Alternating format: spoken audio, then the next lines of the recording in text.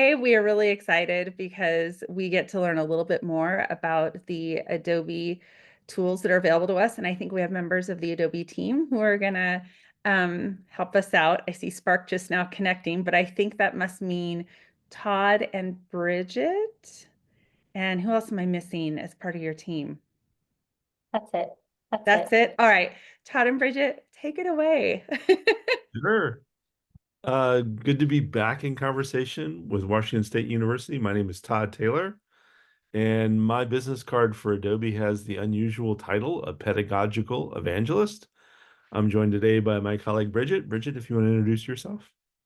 Sure. So, hi, everybody. I'm Bridget McNamara. I am your customer success manager.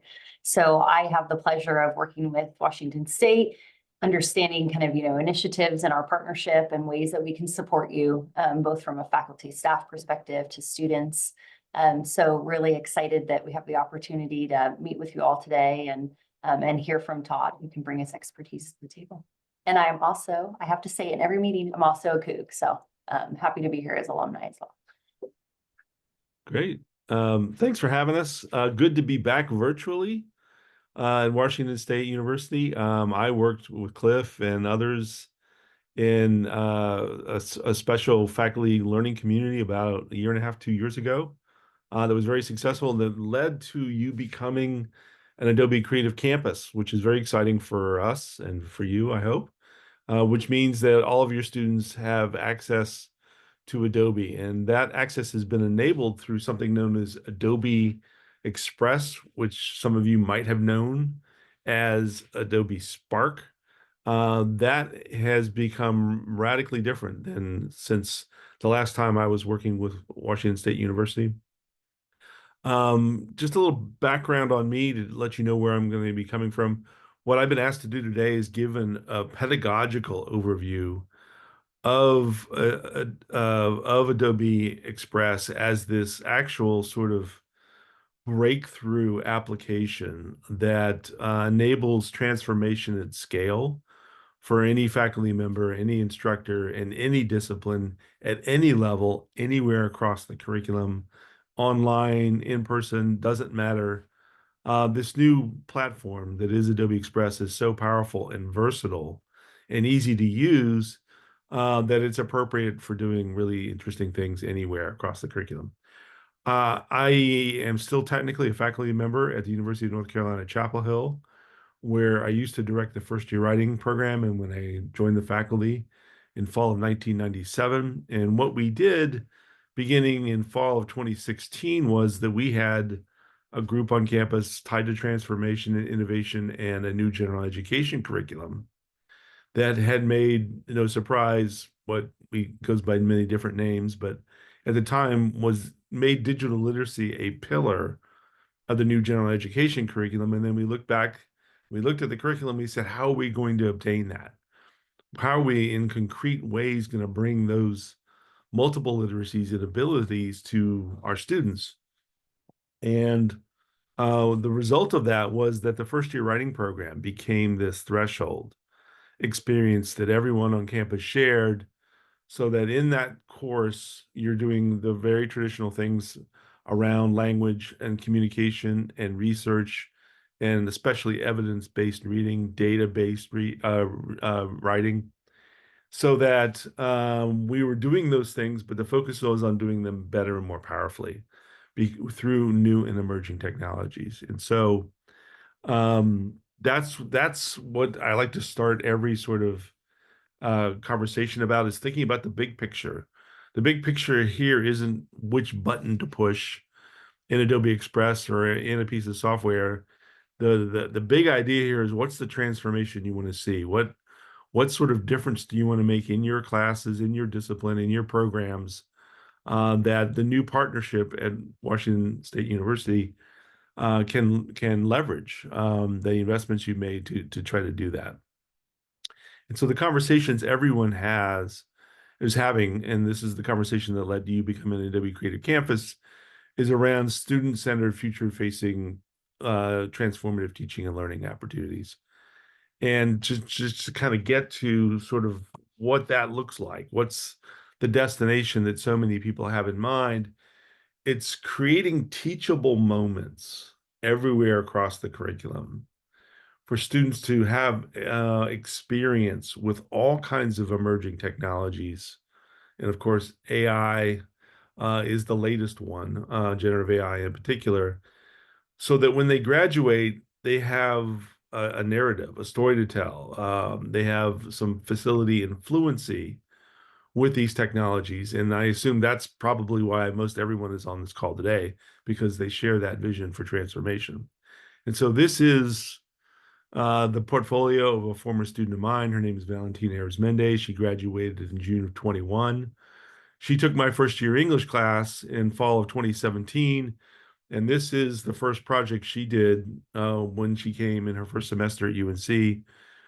Every student picks a wicked problem, a story of social justice, a story of community, a professional profile, a story that's meaningful to them, that they then research all semester, and then they tell that story in this class in 6 modalities as a visual narrative, as a magazine article, as a film, as a website, as a podcast, and ultimately as a mobile app prototype.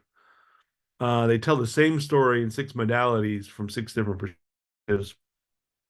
But what's really important about this is the idea is that we want to be able to capture that. We want that project to then become part of what has become use case number one, a student career branding portfolio that enables them to take ownership of their own learning and their own journey through your degree programs, and it enables them to have conversations about who they are and what they can do. And so the ultimate destination for this in all of your classes and all the work you're doing is, from my perspective, and everyone has different perspectives on this, to give students something that they can use to not just reflect on what they've learned and better embed those learnings from a metacognitive perspective, but then be able to articulate what they can do and who they are through projects that are captured in these digital modalities, right? So use case number one has become career branding portfolios that collect all the work that might be done in different classes. And so what I've been asked to do today is to talk about the role that Adobe Express can play in that kind of pedagogy, that kind of experiential and learning with authentic assessment anywhere across the curriculum. And the first thing I was asked to do is to explain the relationship of Adobe Express to all of Adobe Creative Cloud. So many of you probably know that Adobe Creative Cloud is the cloud-based version of what used to necessarily have to be on a computer. We used to be called, CS Creative Suite 1 through 6, but we never got beyond that because we moved to a subscription model so that all of the world famous apps that are part of the Adobe platform, Photoshop, Illustrator, Acrobat, Premiere Pro, InDesign, After Effects, on and on and on. Those worldwide industry leading creative tools that everyone is so familiar with, that is Creative Cloud. Creative Cloud also includes Adobe Express. So if you have a Creative Cloud license, you also have Adobe Express. But what has happened, especially in higher education, is that for most users, especially novice users, these professional grade applications can often be too intimidating as a starting point. It can be too complex to get your typical economics professor or your typical art history professor to want to really ask their students to put their hands on these technologies to get going. And so Adobe Express started as Spark, started as, and still is a part of Creative Cloud, but now it's become the unlock, the centerpiece of what actually enabled your campus to become a creative campus, because the price point of Adobe Express and the usability of Adobe Express make it scalable. In fact, if there's one sentence you take away from this, thinking about what Adobe Express is and what it can do for you to create those kinds of teachable moments we've been talking about so far, it is the most affordable, scalable, easy to use, and responsible way to put creative tools and generative AI in the hands of your students and your entire enterprise. And so I've also been asked to touch briefly on the generative AI features in Express, and they are integrated deeply. Know that Adobe Express was completely re-engineered on a new platform with dramatically new capabilities beginning in August of 2023. And so this is all new and all changing, and it is accelerating so fast that Bridget and I from Adobe cannot keep up with all the new features and all the new functions here. And so to give you a basic orientation about what Adobe Express is and what you can do with it, what Adobe Express does is we've actually been using AI on all of our applications for over a decade. We've been using it not to necessarily generate images, although that has been something we've been doing for over a decade, but to train to study the way people are using our applications, find out the things they're doing the most and where those workflows go wrong, and how we can simplify them and improve them so more people can be doing this kind of work. That was a starting point for Adobe Express. It takes all the goodness, all the things that we know that people do really often in all of Creative Cloud, in Photoshop, Illustrator, InDesign, Premiere Pro, all of that, in Acrobat too, and it's reduced it down to the sort of the greatest hits. So instead of opening Photoshop now, if I have a relatively average resolution project that I'm working on and I need to remove the background, now it's 1, 2 clicks to do that. So here's removing background, creating a QR code, resizing an image.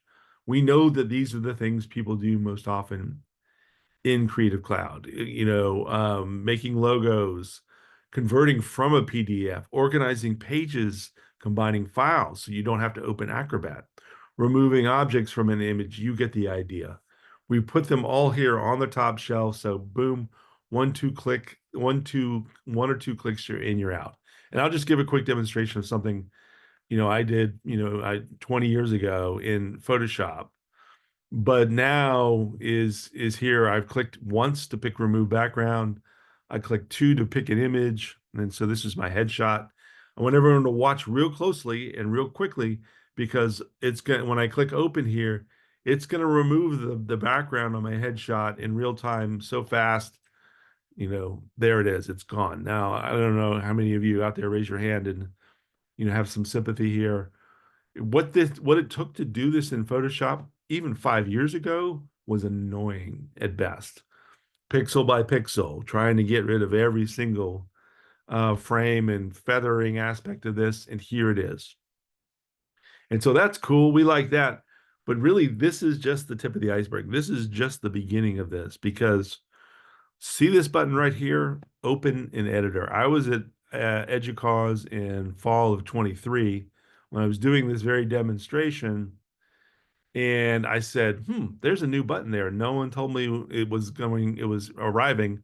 What does it do? You click on it once and it opens this in an editor. So now a lot of the functions and features that I used to use in Photoshop, I'm just playing with the opacity here, cropping it, inserting things, removing things, they're all available to me.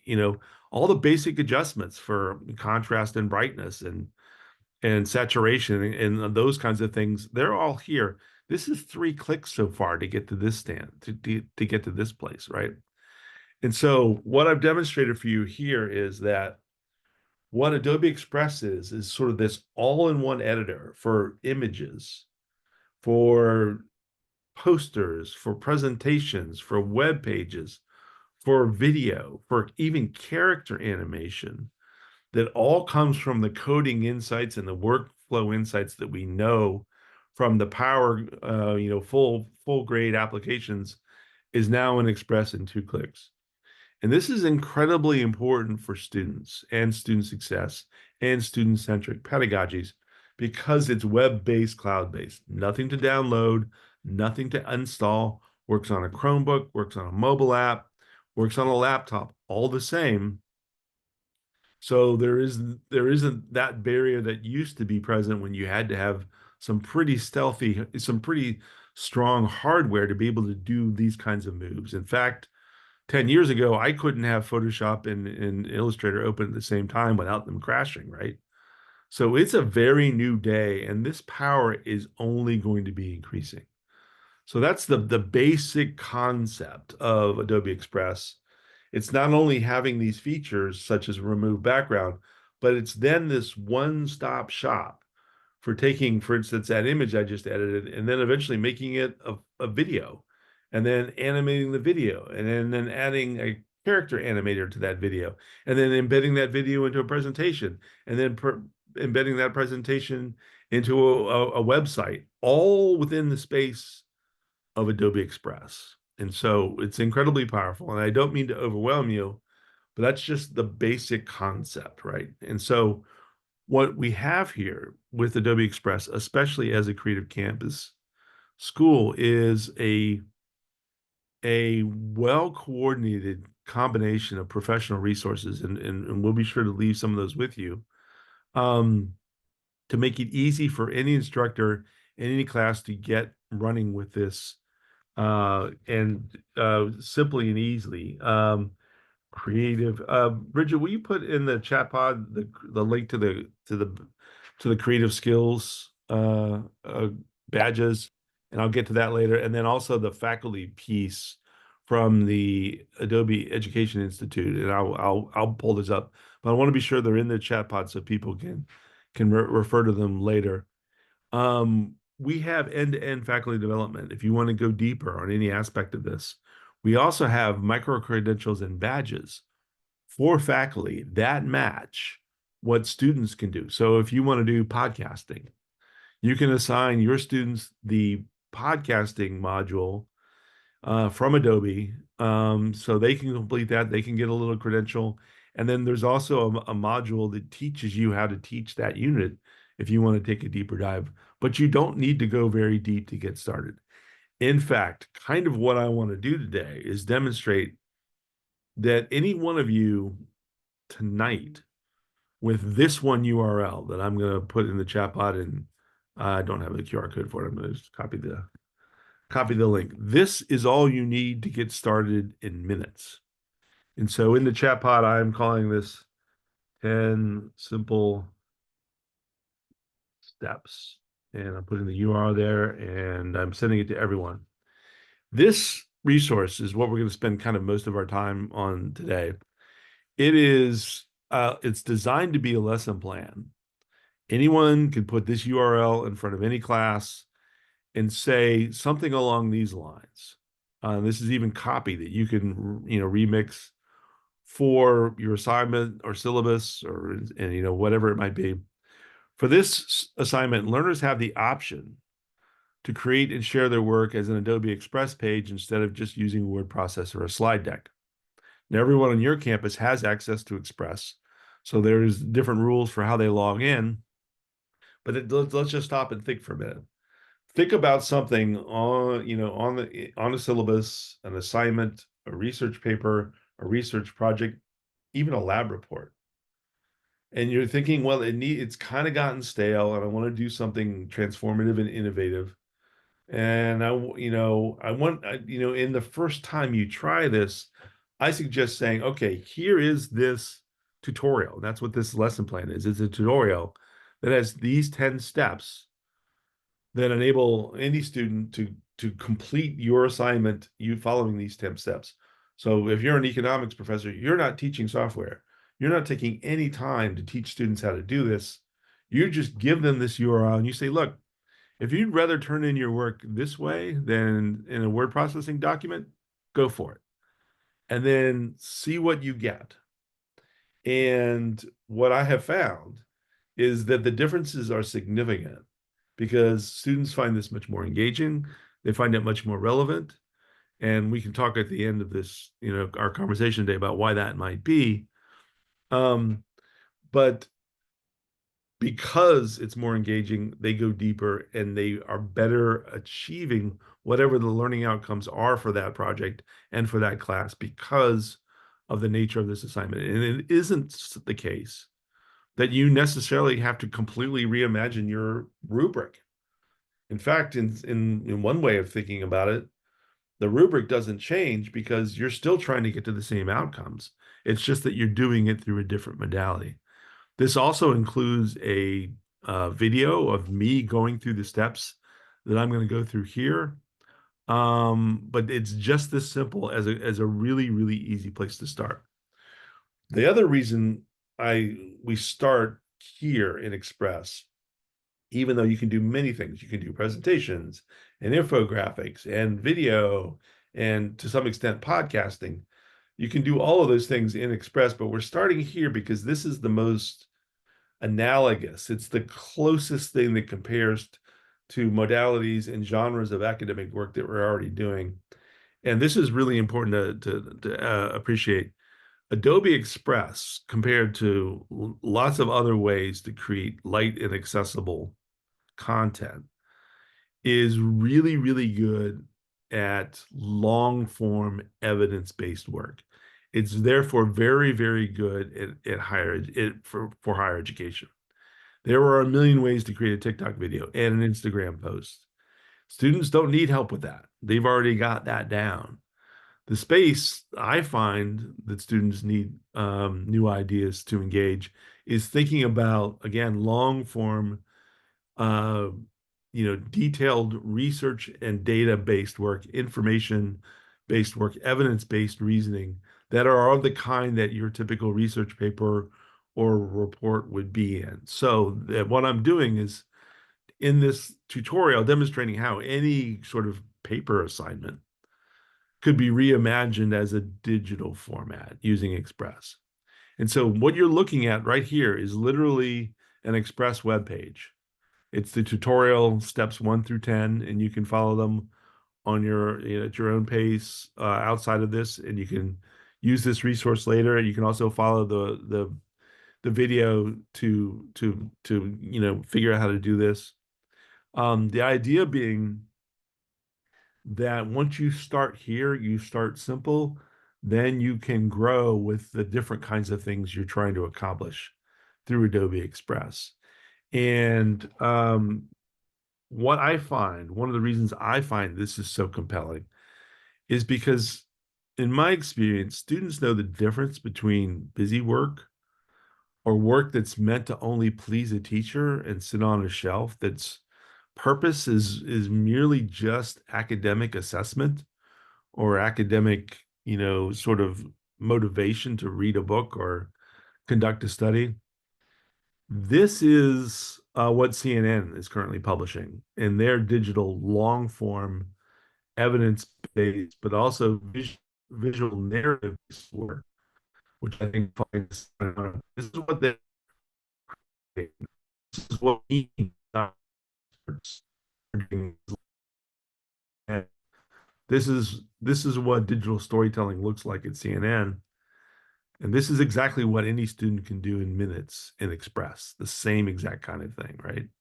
So students know the difference between doing something that isn't really meant to circulate and creating something like an Express page that's meant to go out into the world, right? And so to me, that's the principle behind this and why it's worth sort of putting your time behind this. And I'm going to walk us through just the little steps very quickly so you get a sense of what that's like. But I want to pause for a moment and see if there are any questions or thoughts or comments or things you've heard so far, things you definitely want me to talk about in the sort of 20 minutes we have left, just to kind of get some feedback before I go deeper into the demonstration. So I had a quick question, and then you're probably going to get into that anyway. So I really appreciate these resources, and I like the idea of the digital storytelling report, which I think can go in as a student report. Could you also speak to how this would, I guess, this can be used for presentations? Yeah. And also, I guess, where can we as faculty know how to go deeper? What resources we have to get to speed with this and Sure. introduce that to students. Yeah. Well, and so in order to go deeper, the first stop would be that tutorial, the URL I put in the chat pod. That's the first step. And then We're going to share some pieces from our online sort of support center. Increasingly, every application is having embedded tutorials that explain what each thing does, and so those are the first places to look for more support. In terms of a presentation, this is really interesting. Think about it, I'm gonna I'll pull up an example. So here I'm going to go to an example of a student project. This is a career branding portfolio made by a student who's a nurse practitioner. And she's starting to become a nurse practitioner. And this, like Valentina's portfolio, demonstrates the things she's done and ideas that she's put together. And it's all done in Adobe Express. This doesn't take days. It doesn't take hours. This takes minutes for most students to get up to speed on it. And so what I find is that, and I've done a lot of teaching students in the writing program about oral presentation and audiovisual complements to a verbal presentation. What this does is if you first compose a presentation as a full-blown research project with lots of evidence and lots of text in that format, when you get up to stand up in front of whomever you're presenting to, you can just use the same thing to present the ideas, right? So it's both a research paper and a presentation format, right? So every single presentation I've given over the last 6 years has been in this format. And the great thing about this is all I have to do is take this URL and share it with anyone. And they have not just the copy of my presentation deck, but they also have all the evidence and all the reasoning and all the data that went into that report. So it's one modality, it's one genre to do multiple things.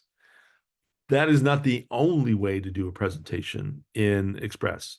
There is also a presentation feature. And so I've just typed in presentation, and here it is. And this is the more familiar horizontal orientation slide deck kind of thing like you get in PowerPoint. And of course we have, tons of templates to get folks started. In fact, if I want to, I'm kind of curious. So if I typed in lab report, what kind of templates is it going to give me? And so here we go. There's the scientific method. Let's see what's coming up. All right, and there's a beginning of a design for this. And so you can then, add, slides and design slides and add content to slides, just like you can in any other presentation format. The big difference here is that because Washington State University is now an Adobe Creative Campus, and all of your students have access to Express.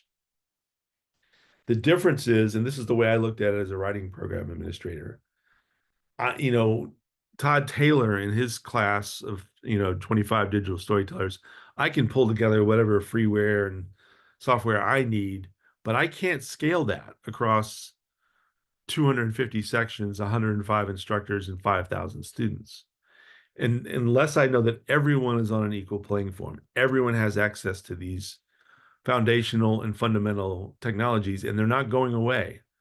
This is going to be in place for at least 3 years and probably much longer, so that it's worth the investment now to enable students to start thinking about building presentation, slide decks this way, as opposed to others, because we know that this is going to be here. The advantage of doing this here is that it is integrated into the Adobe ecosystem so that your libraries, your assets, your branding styles can all be preserved and saved and developed in the Adobe space. The other advantage is that generative AI is built right in to this, so that you're in the middle of creating your presentation and you're like, well, gee, I want a picture of 99 red balloons flying through the air. You don't have to go out to another application and then back in to add whatever images you're trying to put together. And so there are there are always multiple ways to do anything. But when it comes to answering your question for presentations, there's both the presentation feature, and then there's also the web page feature that works very well for presentations as well. The starting place for figuring out, how to begin, it would be, I think, is that tutorial I gave you. But then let me also show you what's in the chat pod in terms of places to go to make this really strong. And here, I'm bringing the URLs over. And so this is the Adobe Digital Academy, which is a collection of badges and micro-credentials that have been designed for the most in-demand things that our higher education students and faculty are asking for. So this is actually a module. It's a self-contained module. Students can get a badge on Intro to Generative AI or Job Application Essentials, social media content creation, podcasting, production design, data storytelling, infographics, short form video. And so that's all there. And it's so, in terms of creating the basics of the kinds of presentations and activities that you're doing.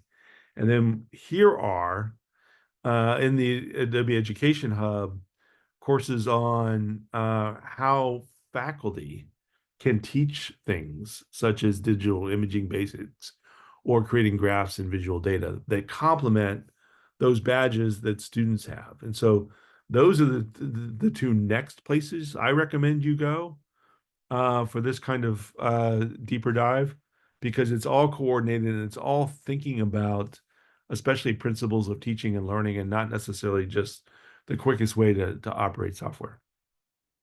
Okay. Other thoughts and questions? Anyone out there looking for something they want me to be sure that I touch on? Todd, there's questions in the chat. The first one is around students being able to collaborate on storytelling or presentations. So maybe you can show that a little bit. Sure. And so,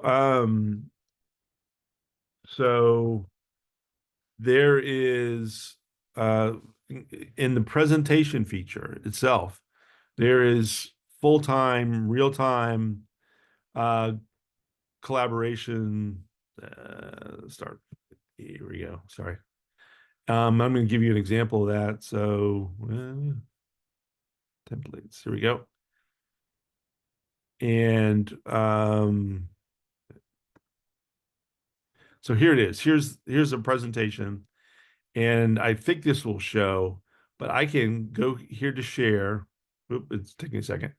And I can, if I click the share button, I can add people or groups. So I'm going to add Bridget to this in real time. And Bridget can now, I'm going to invite her to edit it. And in real time, from where Bridget is in San Antonio, she can follow this link and start editing this in real time. So the collaboration feature in presentation is there, and it happens in real time. And a really common approach to this is if there's a team presentation, you put together the structure for the slides. Every different student typically has one or two slides that is their own. They can be doing this in real time. It's all going to have a branded, consistent look if you use a template. When it comes to the web page feature, you can share. You can currently only share, but not in real time. So once I start building the web page, only one person at a time can put their hands on it. So, other questions in the chat pod, Bridget? Yeah, as you're talking about web pages, and also mentioned a podcast is where it's hosted. And then Cool. It is all hosted in the cloud on Adobe servers. I believe that every student has 100 gigabytes of storage here. That's a lot. So it all exists there. We do not own that content. In fact, not only do we not own it, we do not train our AI models on it. And that's very different than some other approaches from other folks who are involved in digital media. And I'm going to save at least 5 minutes to talk about AI features in Express and Adobe and how they're differentiated. But real quickly, I'm going to just do what I promised to do, which is show you how this student, Olivia Stanton, followed these 10 simple steps to create something on the fly. And so let's imagine, and I don't know why I'm picking on economics today, but let's imagine you're an economics professor and you're doing comparison, you know,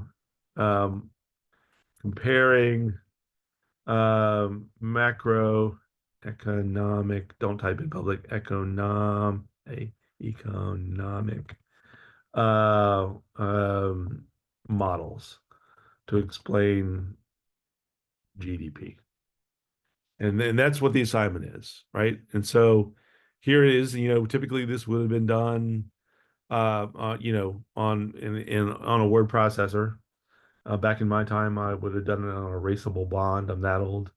And so we'll just imagine that this is Econ 201, that this is spring 2025. And so we've actually done the first 3 steps of the 10 simple steps. We've created a new web page. We added a title and a subtitle.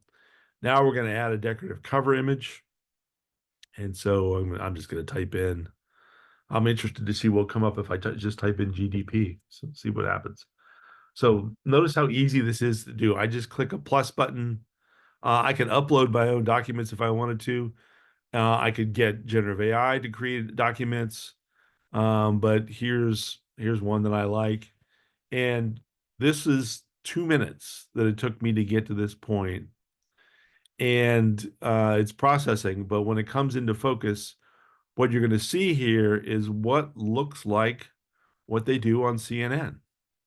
It looks professional. It's designed to circulate. And maybe that's a really important thing to say here is what you need to know to be able to do this is you click the plus button to add something. And when you're done, you click share to share it. All this work is designed to be shared. It's designed to circulate. And what I find as a faculty member is that puts me in a place I want to be, where I am helping a student think about how to take complex ideas and make them understandable and actionable to a specific audience. And so instead of being an adjudicator about the quality of what they're doing, I'm more trying to help them deliver a message to somebody, deliver a presentation, make sense of what they're studying in my class, right? And so there we go. We're already a third of the way through this.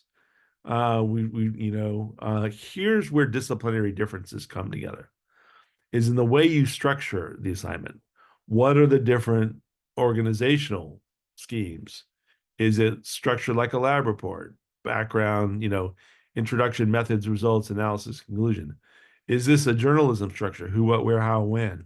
Is it a sequence, step 1 through step 10, whatever it might be, right?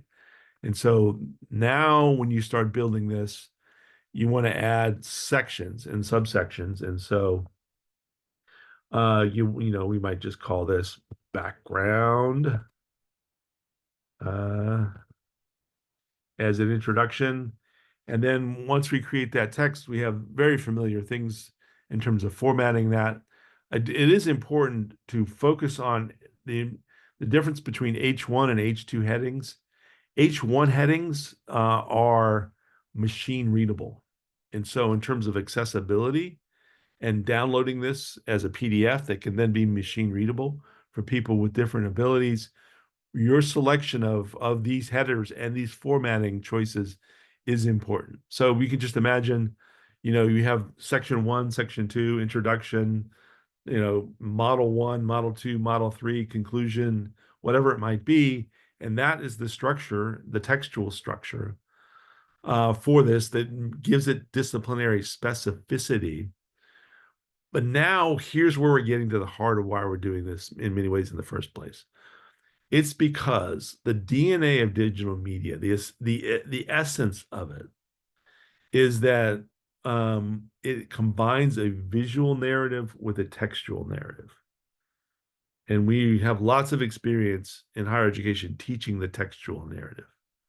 But what is engaging and compelling in our world today, and this just isn't edutainment or entertainment or making something look good. This is the way ideas are circulating. A visual narrative that reinforces whatever the textual and linguistic narrative is delivering, right? That's what these things make easy to do. I just found high resolution, high quality, fair use stock images. There are 100 million images that are accessible to you and your students through Adobe Express this way. Not to mention what I'm going to demonstrate in just a minute, generative AI features that are here, right? And so we have all this ability uh, to put together really compelling and appropriately used uh, uh, resources to make for a dynamic, digital research paper or presentation or whatever it might be, so that it has incredible capabilities, such as I'm just going to type in GDP YouTube and find Shopping for time. a quick video on that. All I need to do is copy the URL. I go back to here. I click the plus button. I click on video. I paste it here. And now that video is embedded in this project. I don't know how many of you have been to an academic conference and seen how painful it is, especially 5 years ago or longer, when someone tried to embed a video in PowerPoint. It was never made for that, really. You can find ways to make it limp through here, but this was designed to do that automatically, right? And so under the 10 simple steps, we've already done formatting text. We've added a standard image. We've used a special format of a glide show in a video. If we want to change the font and the themes, there's this button right here, and look how simple this interface is. I click on theme. I don't like this one in particular. Let's just pick Chronicle. That sounds like something an economist might use. And there I can change the themes, the text, the font, all that. This is also programmable. So if you have a brand, a font, a colors, logos, all those things, that can be programmed. But for a simple start, that's how you change the font and themes. Now, step 9 is publishing and sharing. You got this the way you want it to do. You want it to look. You click share. You publish to the web. You create a link. And this is very important. What's actually shared for users isn't what's up here in this URL. We are currently in edit mode. You have to copy this link. And then I'm going to put that link in the chat pod. And any one of you can click on that link in the chat pod, and you can see exactly what I'm editing in real time. That's step 9. Step 10 is now if I make changes. So I'm just going to make a small change, gross domestic product. And notice if I click the share button now, I publish changes. All I do is click republish. That URL that I put in the chat pod remains the same, but those changes are going to be reflected in real time here, right? And so if I refresh this, well, let's see, it's still going. There it goes. If I refresh this, it should reflect I don't know why it's slow, but it's slow in loading today. That URL is persistent, okay? And so to me, this is the easiest entry point. This is the most natural complement to any kind of digital story you can do anywhere across the curriculum, in any course, in any discipline, because it is so capable of the kind of, for lack of a better term, intellectual moves we make in the academy in terms of evidence-based reasoning, data-based reasoning, information, and research, right? And so, and it's accessible. And the idea here is the principle with all instructional technology. You want the technology to get out of the way so you can better achieve whatever the learning outcomes are of your course. And just, a quick minute here, I want to talk about Adobe Firefly. Adobe Firefly is our generative AI engine. And it does things that are differentiated than any other generative AI.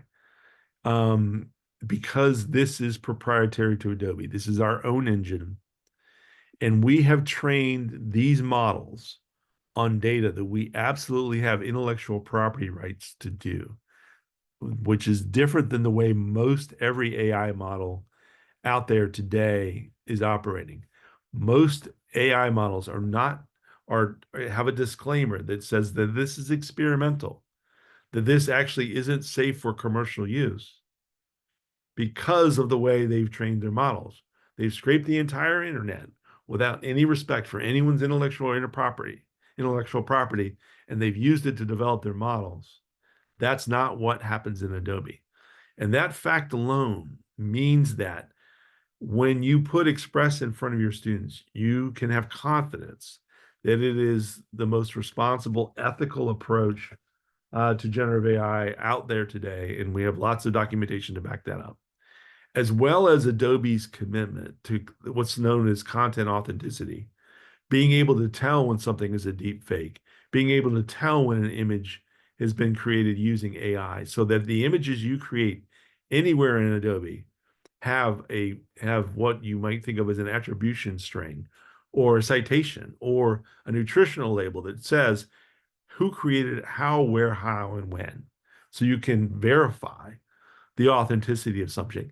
And all of that power is right here in Express. So, the typical thing you can do about generating an image is here.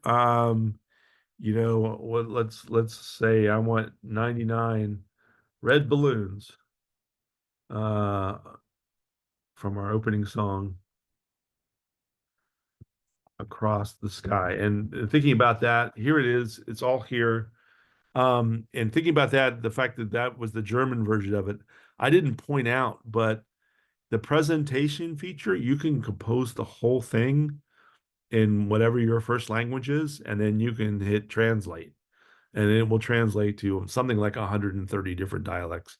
In fact, most recently I was working with a school in South Florida, and they were like, "Do you have Haitian Creole?" I'm like, "I don't know," and it's there, right? And so this is giving power and the democracy of digital storytelling to students right here, one-stop shop. They can bring to a vision whatever it is they need to complement whatever project they're on, and it is intellectual property respectful, and it is safe for their use. They have copyright permission to do it.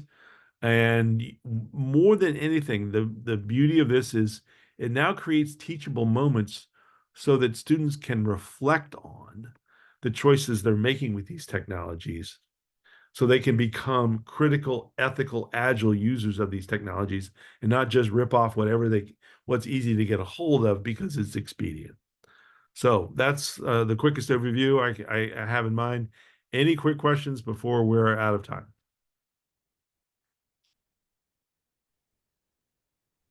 I had a question that I noted in the chat, which is basically if we use this for term project deadlines, is there a point at which we can have students be restricted to what edits they make to a specific project? Yes and no. And so there are ways to do that. In that you can ask them to export it as a PDF, and that locks everything on that date. That's the most common way to do that when that's important. That's the easiest way to do that. Yeah. So, but we are not apt to want to freeze them out of something. We're like, you can't touch this anymore because you turned it in.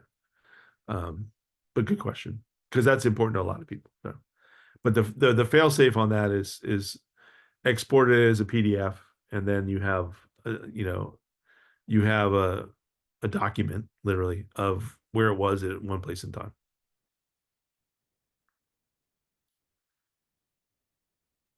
All right. So thanks everyone. Please download all those links from the chat pod and dive in, and I'll be interested to see who can email me an Express web page tonight or student work in the morning. So it really is that simple and easy to get going. So thanks everyone for being with us today. Thank you, Todd and Bridget, for being here. This was really useful. And I know there were folks that couldn't come and they're anxious to watch the video. So you might actually just get people sending you some Adobe work. So quick interjection here. If there are specific problems that you would like to work through, we are doing Adobe Open Labs. The first one is next Wednesday. If you'd like to join in and work through specific problems or explore something deeper, please feel welcome to join us. Awesome. On the Spark webpage, I put the events page in the chat. You can find those Zoom links there.